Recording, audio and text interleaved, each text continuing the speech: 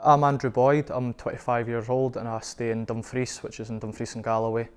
What had happened was I was woken through the early hours of the morning from a phone call from my brother Michael to say that my dad had fell unwell during the night and that he had actually had 999 called out to the house, and he was basically blue lights to the A&E in Dumfries because he'd experienced a cardiac arrest in his sleep.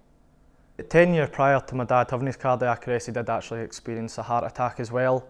But he'd done all his rehab and he was fit. He'd done a lot of cycling and done a lot of activities. So at the time he wasn't having any issues heart related, but he was diabetic. So there was obviously an ongoing condition that he had to obviously keep insulin going into his body throughout his life, that he was injecting 3 times a day. So unfortunately there was that, but for the heart side of things there wasn't anything that we were aware of. At the time my mum was alone. Like I say, it was during the night, so it was around about 3 o'clock in the morning. She woke up to find my dad was awake but breathing very heavy and sharp, trying to get a breath. And with my dad being diabetic, my mum thought instincts kicked in, get the EpiPen to put insulin into my dad's system. But when she returned back to the bedroom, he'd actually went from breathing to being totally unconscious, and he'd actually stopped breathing, and that's when my mum knew that he'd experienced a cardiac arrest. So she managed to get my dad out of bed and perform CPR, because with her working at the doctor's surgery in Lochmaben, she was first aid trained, so she knew obviously the ratio for the chest compressions and got my dad breathing again.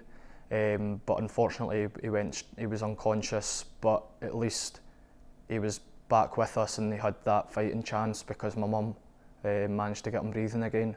I was just absolutely shocked because I spoke to my dad probably 6 or 7 hours prior to him having the cardiac arrest, and he never once said that he had any problems at all or felt any pains or out of breath or anything. He just sounded like my dad. So I was absolutely gobsmacked, and obviously I just started panicking and got really upset, and I was actually at my girlfriend's house, so it was just a matter of basically getting clothes on as quick as we could and then get into Dumfries to get up to the Royal Infirmary to be by my dad's side.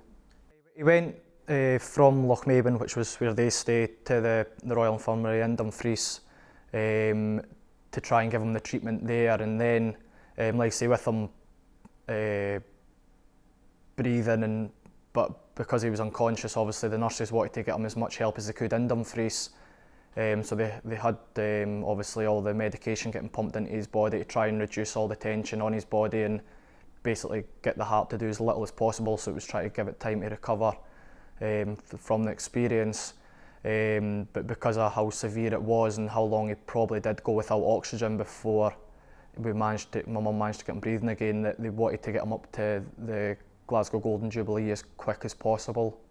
So it was just a matter of waiting really until there was the possibility of getting him up to Glasgow, because they were looking to do it via a helicopter because that's how severe it ended up being.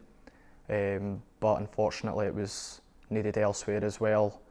So we were just at Dad's side at Dumfries until basically they got the ambulance that could take him up to Glasgow. My mum was very upset because she blamed herself, unfortunately, and there's nothing more my mum could have done, because if it wasn't for my mum, we would have been saying our goodbyes on that morning, because like I say, with my dad going into cardiac arrest, my mum got him back